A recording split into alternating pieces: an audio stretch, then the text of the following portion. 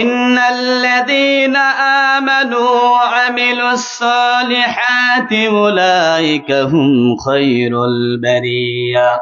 মহান আল্লাহ বলেন, নিশ্চয়ই যারা ঈমান এনেছে এবং সৎ আমল করেছে, উলাইকা হুম খায়রুল বারিয়া, ওরাই হলো সৃষ্টির শ্রেষ্ঠ। সৃষ্টির শ্রেষ্ঠ হলো তারা, ঈমান এনেছে এবং সৎ আমল করেছে যারা। ঠিক কিনা? আপনারা আলোচনা শুনছেন? মনোযোগ আছে তো আপনাদের? আল্লাহ রাব্বুল আলামিন সম্মানিত বললেন কাদেরকে? দুই শ্রেণীর মানুষকে অত্র আয়াতে আল্লাহ তাআলা সম্মানিত বলেছেন। এক নাম্বার হলো যারা ঈমান এনেছে, তারা হলো আল্লাহর নিকটে সম্মানিত। যারা সৎ আমল করেছে তারা হলো আল্লাহর কাছে সম্মানিত। এখন বলবেন, হুজুর আমরা তো সবাই ঈমান এনেছি, সবাই তো আল্লাহকে বিশ্বাস করি। আল্লাহ রাব্বুল আলামিন বলেন, ওমিনান নাসি মান ইয়াকুলু আমান্না বিল্লাহি ওয়া বিল ইয়াউমিল আখিরি ওয়া মা হুম বিমুমিনিন। মানুষের মধ্যে এমন কতগুলি মানুষ আছে যারা বলে আমরা ঈমানদার, আমরা ঈমান এনেছি। আল্লাহ বলছেন খবরদার, ওই লোকগুলো ঈমান আনে নাই, ওই লোকগুলো বিশ্বাসী নয়, যে লোকগুলো মুসলমানের ঘরে জন্মগ্রহণ করেছে কিন্তু ঈমান আনে নাই, মুসলিম হয় নাই। যে লোকগুলো মুসলমানের ঘরে জন্মগ্রহণ করার পরও বিশ্বাসী হয় নাই, ওই লোকগুলো কে? ওই লোকগুলোর পরিচয় কি? কাফেরের ঘরে জন্মগ্রহণ করলে কাফের হয়, ইহুদির ঘরে জন্মগ্রহণ করলে ইহুদি হয়, নাসারার ঘরে জন্মগ্রহণ করলে নাসারা হয়। আর মুসলমানের ঘরে যারা জন্মগ্রহণ করার পরে যদি ঈমান না আনে, যদি ঈমান না আনে, কোরআন না মানে, হাদিস না মানে, আল্লাহ এবং তার রাসূলকে না মানে, চিৎকার করে বলতে হবে তারা কারা? তাদের পরিচয় কি? তারা হলো মুনাফিক। মুসলমানদের লেবাস তারা পরিধান করবে, মাথায় পাগড়ি টুপি ঠিকই থাকবে, পাঞ্জাবি গায়ে থাকবে, কোরআনের বিরোধিতা করবে। এরকম সমাজে লোক আছে কি নাই? এরকম যারা সমাজে লোক থাকে, আল্লাহ রাব্বুল আলামিন এবং আল্লাহর নবী সাল্লাল্লাহু আলাইহি ওয়াসাল্লাম তাদেরকে মুনাফিক বলেছেন। আল্লাহর নবী সাল্লাল্লাহু আলাইহি ওয়াসাল্লামকে জিজ্ঞাসা করা হলো, একজন ব্যক্তি আল্লাহর নবী সাল্লাল্লাহু আলাইহি ওয়াসাল্লামকে জিজ্ঞাসা করলেন, ইয়া রাসূলুল্লাহ, আইয়ুন নাসি খায়র, মানুষের মধ্যে সর্বোত্তম মানুষকে? আল্লাহর নবী সাল্লাল্লাহু আলাইহি ওয়াসাল্লাম বললেন, ক্বালা মান ক্বালা উমরুহু ওয়া হাসুনা আমালুহু, যার হায়াত দীর্ঘ হয় এবং আমল ভালো হয়। তাহলে শ্রেষ্ঠ মানুষকে? আল্লাহর নবী সাল্লাল্লাহু আলাইহি ওয়াসাল্লামকে জিজ্ঞাসা করা হলো, আল্লাহর নবী, মানুষের মধ্যে শ্রেষ্ঠ মানুষকে? তিনি বললেন, যার হায়াত দীর্ঘ হয়, 50 বছর, 60 বছর, 70 বছর, 80 বছর পর্যন্ত সময় পেয়েছে এবং সে ভালো আমল করেছে, ওই ব্যক্তিটি আল্লাহ রাব্বুল আলামিনের কাছে সবচেয়ে শ্রেষ্ঠ। আবার জিজ্ঞাসা করা হলো, আইয়ুন নাসি শাররুন, হে আল্লাহর নবী, ইয়া রাসূলুল্লাহ, আইয়ুন নাসি শাররুন, মানুষের মধ্যে নিকৃষ্ট মানুষকে? আল্লাহর নবী সাল্লাল্লাহু আলাইহি ওয়াসাল্লাম বললেন, ক্বালা মান তালা উমরুহু ওয়া সাআ আমালুহু, যার হায়াত দীর্ঘ হয় কিন্তু আমল খারাপ হয়। 50, 60 বছর, 80 বছর, 100 বছর সময় পর্যন্ত বয়স পেয়েছে, জিন্দেগিতে শুধু পাপ আর পাপ, অন্যায় আর অন্যায়, খারাপ কাজ আর খারাপ কাজ করেছে। এরকম ব্যক্তিটি দীর্ঘ হায়াত পাওয়ার পরও আল্লাহর কাছে প্রিয় হতে পারেননি কেন? বলেন তো দেখি। সৎ আমল করে নাই, তাই আল্লাহর কাছে প্রিয় হতে পারে নাই। বয়স লম্বা পেয়েছে, সময় অনেক পেয়েছে, সময়গুলো অবহেলা করে কাটিয়ে দিয়েছে, হেলায় খেলায় কাটিয়ে দিয়েছে, খেলাধুলা করে কাটিয়ে দিয়েছে, গান বাজনা দেখে কাটিয়েছে, দোকানপাটে গল্প গুজব করে কাটিয়েছে, আল্লাহর জিকির করে কাটায় নাই, সালাত আদায় করে কাটে নাই, আল্লাহর ইবাদতে সময়গুলো কাটায় নাই, যার কারণে আল্লাহর কাছে হলো তারা সবচেয়ে নিকৃষ্ট। আপনি যতই সুন্দর হন না কেন, চেহারা যতই সুন্দর হোক, যদি আপনার আমল না থাকে, আল্লাহর কাছে আপনি ঘৃণিত। ঠিক কিনা? চেহারাটা দেখতে ভালো, পোশাকটাও চমৎকার, অন্তরে তার কালি ভরা, কাজটা বড় কদাকর। চেহারাটা দেখতে ভালো, পোশাকটাও চমৎকার, অন্তরে তার কালি ভরা, কাজটা বড় কদাকর। এই মানুষের ভিড়ে আজে ভাইরে, এই মানুষের ভিড়ে আজে আসল মানুষ নাই রে নাই। মানুষ দেখতে চলো এবার জাদুঘরে যাই সবাই, মানুষ দেখতে চলো এবার জাদুঘরে যাই সবাই। হাইরে সাধের দুনিয়ায় মানুষ পাওয়া বড় দায়, মানুষ দেখতে চলো এবার জাদুঘরে যাই সবাই। হাইরে সাধের দুনিয়ায় মানুষ পাওয়া বড় দায়, মানুষ দেখতে চলো এবার জাদুঘরে যাই সবাই। পশুর পেটে জন্মে পশু, জন্মে না অন্য কেহ, আল্লাহ জানে কোন হালতে জন্মেছিল নেতানিয়াহু। চিনেন আপনারা নেতানিয়াহুকে? চিনেন? যার আমার ফিলিস্তিনি ভাইদের, হাজার হাজার ফিলিস্তিনি ভাইদের রক্ত চুষে এখনো যার রক্ত নেশা মেটে নাই, যেই নরপশু, সেই হলো নেতানিয়াহু। পশুর পেটে জন্মে পশু, জন্মে না অন্য কেহ, আল্লাহ জানে কোন হালতে জন্মেছিল নেতানিয়াহু। এত রক্ত খেয়েও যার, হায়রে এত রক্ত খেয়েও যার রক্ত নেশা মেটে নাই, এত রক্ত খেয়েও যার রক্ত নেশা মেটে নাই। মানুষ দেখতে চলো এবার জাদুঘরে যাই সবাই, মানুষ দেখতে চলো এবার জাদুঘরে যাই সবাই। হাইরে সাধের দুনিয়ায় মানুষ পাওয়া বড় দায়, মানুষ দেখতে চলো এবার জাদুঘরে যাই সবাই, মানুষ দেখতে চলো এবার জাদুঘরে যাই সবাই।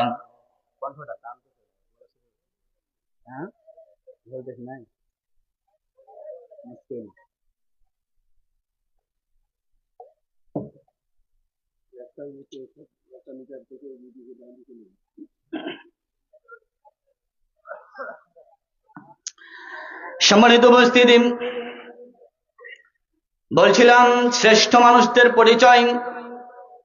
শ্রেষ্ঠ মানুষ কারা? উসমান ইবনে আফফান রাদিয়াল্লাহু তাআলা আনহু একটি হাদিস বর্ণনা করেন। উসমান ইবনে আফফান রাদিয়াল্লাহু তাআলা আনহু বলেন, রাসূল সাল্লাল্লাহু আলাইহি সাল্লাম বলেছেন, খায়রুকুম মান তাআল্লামাল কুরআনা ওয়া আল্লামা। আল্লাহর নবী সাল্লাল্লাহু আলাইহি সাল্লাম বলেন, তোমাদের মধ্যে সর্বোত্তম হলো ওই ব্যক্তি যে ব্যক্তি কোরআন মাজিদ শিক্ষা করে এবং অন্যকে শিক্ষা দেয়। আল্লাহর নিকট সবচেয়ে সম্মানিত ব্যক্তি হলেন কে? যে ব্যক্তিটি কোরআন মাজিদ শিক্ষা করে। তার মানে হলো পৃথিবীতে যত রকমের শিক্ষা ব্যবস্থা রয়েছে, যত রকমের শিক্ষা রয়েছে, সকল শিক্ষার্থীর চেয়ে কোরআনের যারা শিক্ষার্থী, আল্লাহর কাছে সবচেয়ে তারা বেশি প্রিয়। রাসূল সাল্লাল্লাহু আলাইহি সাল্লাম পরক্ষণে বললেন, যারা কোরআনের শিক্ষা দেয়, কোরআনের যারা শিক্ষক, পৃথিবীতে যত শিক্ষক রয়েছে, ইংলিশের শিক্ষক, বাংলার শিক্ষক, ভৌগোলিক শিক্ষক, সায়েন্সের শিক্ষক, যত রকমের শিক্ষক রয়েছে, সকল শিক্ষকের চেয়ে কোরআনের শিক্ষকরা হলো আল্লাহ রাব্বুল আলামিনের কাছে সবচেয়ে শ্রেষ্ঠ। ঠিক কি না? তারা আল্লাহর কাছে সবচেয়ে শ্রেষ্ঠ হওয়ার পরও দুনিয়াতে আজকে তারা সবচেয়ে ঘৃণিত। ঠিক কিনা? মসজিদের ইমামের বেতন কি করে 5,000 টাকা হতে পারে? যে মক্তবের শিক্ষকটা আপনার ছোট্ট ছোট্ট সোনামণিরাকে সকালবেলা কোরআনের শিক্ষা দেয়, আলিফ বা তা সা থেকে শিক্ষা করে, এক সময় আপনার ওই সন্তানটা হাফেজ সাহেব হয়, এক সময় আপনার সন্তানটা মাদানি হয়, ওই মক্তবের শিক্ষকের বেতন কিভাবে 10 কেজি চাউল হতে পারে? তার মানে বোঝা যায় আল্লাহর কাছে তাদের সম্মান রয়েছে, শ্রেষ্ঠত্ব রয়েছে, আর দুনিয়ার মানুষের কাছে তাদের শ্রেষ্ঠত্ব নাই। ঠিক না? যার কারণে আজকে ইমামরা অবহেলিত, যার কারণে আজকে মাদ্রাসার ছেলেরা অবহেলিত। এই কারণটা হলো যে আমাদেরকে বুঝিয়েছে, পশ্চিমারা বুঝিয়েছে, মাদ্রাসা মানে হলো জঙ্গিবাদের আড্ডাখানা, মাদ্রাসা মানে হলো মৌলবাদীর আড্ডাখানা, মাদ্রাসাতে পড়াটাই যেন আমাদের অপরাধ হয়ে গেছে। ঠিক কিনা? মাদ্রাসাতে পড়ি আমি, এই তো আমার অপরাধ, তাই আলেম হয়ে এই সমাজে দেয় আমাদের অপবাদ। মাদ্রাসাতে পড়ি আমি, এই তো আমার অপরাধ, তাই আমাদের এই সমাজে এমন অপবাদ। আলেম বলে তাই আমাকে, আলেম বলে তাই আমাকে জঙ্গিবাদী বলে ভাই, আলেম বলে তাই আমাকে জঙ্গিবাদী বলে ভাই। আমরা কিন্তু জঙ্গিবাদী নয়, আমরা কিন্তু জঙ্গিবাদী নয়, আমরা হলাম আল্লাহর গোলাম, তারই সৈনিক হাই, আমরা কিন্তু জঙ্গিবাদী নয়। আলেম আছে বলে টিকে আছে মোদের দেশ, নয়তো আল্লাহ গজব দিয়ে করে দিতেন শেষ। ঠিক না? বিশ্বাস করেন না আপনারা? 2019 সালে যখন কোভিড ভাইরাস এসেছিল, করোনা ভাইরাস, দেখেন নাই আমাদের পার্শ্ববর্তী দেশ ভারতে কিভাবে করোনা আঘাত এনেছিল, পশ্চিমা দেশগুলোতে কিভাবে আঘাত এনেছিল, আমার বাংলাদেশটাকে কি সেভাবে আঘাত এনেছিল? এর কিসের অনুদানে, কিসের অবদানে? আলেমদের অবদানে, মাদ্রাসার অবদানে, হাফেজদের অবদানে, আলেমদের অবদানে আল্লাহ রাব্বুল আলামিন সোনার বাংলাদেশকে রক্ষা করেছেন।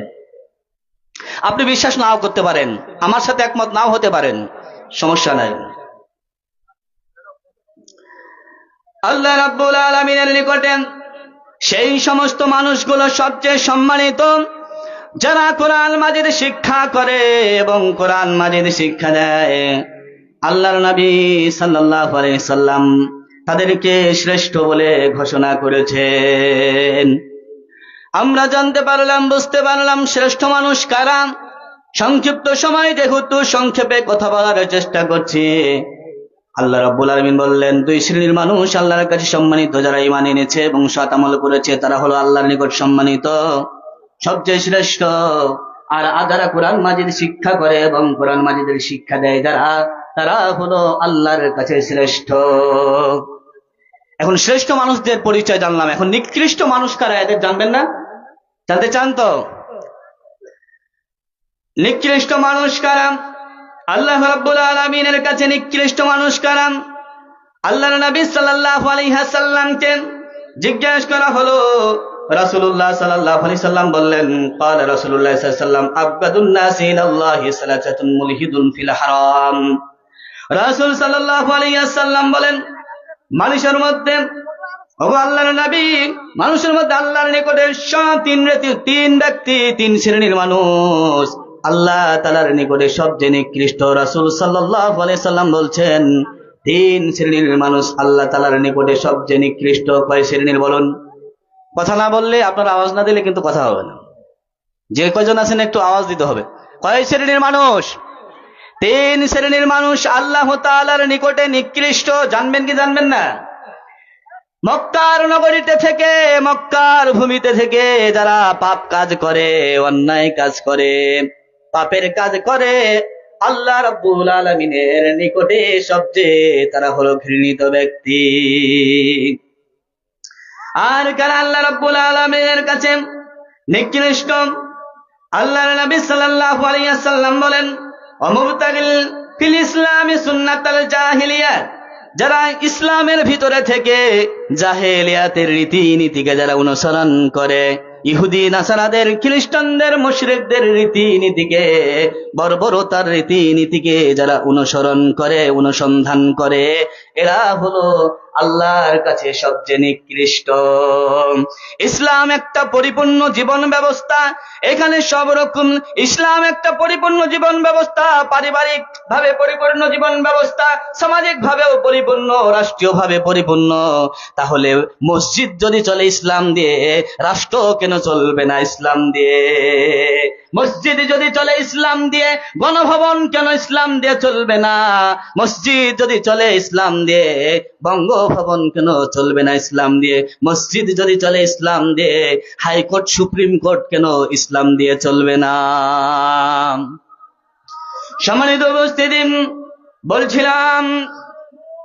বলছিলাম যে আল্লাহ রাব্বুল আলামিন, আল্লাহর নবী সাল্লাল্লাহু আলাইহি সাল্লাম বলছেন আল্লাহ তাআলার নিকটে সবচেয়ে নিকৃষ্ট মানুষ হলো লিল্লাহে তাকবীর, লিল্লাহে তাকবীর। দ্বিতীয় বক্তার আগমন, দ্বিতীয় বক্তার আগমন। সরকার পাড়ার পক্ষ থেকে, সরকার পাড়ার পক্ষ থেকে। সম্মানিত উপস্থিতি, আমাদের মাঝে দ্বিতীয় আলোচক, দ্বিতীয় মেহমান সুদূর রাজশাহী গোদাগাড়ি থেকে এসে উপস্থিত। আল্লাহ রাব্বুল আলামিন তাকে সুস্থতা দান করুন এবং তাকে নেক হায়াত দান করুন এবং সুন্দর আলোচনা করার জন্য প্রস্তুতি গ্রহণ করার তৌফিক দান করুন। আল্লাহুম্মা আমিন। এখন আমি অল্প সময়ের ভিতরে শেষ করে দেবো, একটু 5 মিনিট। বলছিলাম আল্লাহর নিকটে 3 শ্রেণীর মানুষ সবচেয়ে নিকৃষ্ট। তার মধ্যে এক শ্রেণীর বললাম যারা মক্কা নগরীতে থেকে পাপের কাজ করে, তারা হলো আল্লাহর কাছে সবচেয়ে নিকৃষ্ট। ইসলামের ভিতরে থেকে জাহিলিয়াতের রীতিনীতিকে যারা অনুসরণ করে, অনুসন্ধান করে, তারা হলো সবচেয়ে নিকৃষ্ট। আর যারা হলো অন্যায়ভাবে মানুষের রক্তপাত ঘটায়, এরা হলো আল্লাহ রাব্বুল আলামিনের কাছে সবচেয়ে নিকৃষ্ট। যারা আমার বোনদেরকে, কচি কাঁচা ছোট্ট সোনামণিদেরকে ধর্ষণ করার পরে যারা হত্যা করে মেরে ফেলে, ধর্ষণ করার পরে যারা হত্যা করে, ফেসবুকে ইউটিউবে যারা ভিডিও করে তা প্রচার করে, এরা কোনোদিন ভালো মানুষ হতে পারে না, সৃষ্টির শ্রেষ্ঠ হতে পারে না। এরা হলো সমাজের সবচেয়ে নিকৃষ্ট মানুষ, ঠিক কিনা? যারা আমার বোনদেরকে ধর্ষণ করে, যারা আমার মাদেরকে ধর্ষণ করে, ধর্ষণ করার পরে তাদেরকে অন্যায়ভাবে হত্যা করে, আল্লাহর নিকটে ওই সমস্ত মানুষগুলো হলো সবচেয়ে নিকৃষ্ট। আল্লাহ রাব্বুল আলামিন আলো বলেন কারা আল্লাহর কাছে নিকৃষ্ট। আল্লাহ বলেন ইন্নাশ শাররাদ দাওয়াবি ইনদাল্লাহি সুম্মুল বুকুমুল লাযিনা লা ইয়াকিলুন। নিশ্চয় আল্লাহ রাব্বুল আলামিনের কাছে ওই সমস্ত মানুষেরা সবচেয়ে নিকৃষ্ট যারা হলো বোবা এবং বধির, যারা কিছুই বুঝে না। বোবা মানে যারা কোরআনের হক কথাগুলো জানার পরও যারা বলতে চায় না, বলার চেষ্টা করে না, মসজিদের মেম্বার থেকে হক কথাগুলো আসে না, যারা হক কথাগুলো বলতে চায় না, ওই মানুষদেরকে আল্লাহ রাব্বুল আলামিন নিকৃষ্ট বলেছেন। আল্লাহ রাব্বুল আলামিন তাদেরকে নিকৃষ্ট বলেছেন যারা কোরআনের হক কথাগুলো শুনতে চায় না। ওই সমস্ত ইমামদের দ্বারা কি হবে? যারা মসজিদের মেম্বার থেকে হক কথাগুলো বলতে চায় না। কি হবে? আলেম হয়ে ইমাম সেজে সমাজেতে পারো যদি সত্য কথা উচ্চ স্বরে না বলিতে, ঠিক না ঠিক? কি হবে? আলেম হয়ে ইমাম সেজে সমাজেতে পারো যদি সত্য কথা উচ্চ স্বরে না বলিতে। চাকরি ভয় করো যদি ছেড়ে দাও ওই না গদি, চাকরি ভয় করো যদি ছেড়ে দাও ওই না গদি। কি হবে? ধোঁকা দিয়ে আল্লাহকে, কি হবে? ধোঁকা দিয়ে আল্লাহকে। কি হবে বেঁচে থেকে? কি হবে বেঁচে থেকে? কি হবে বেঁচে থেকে?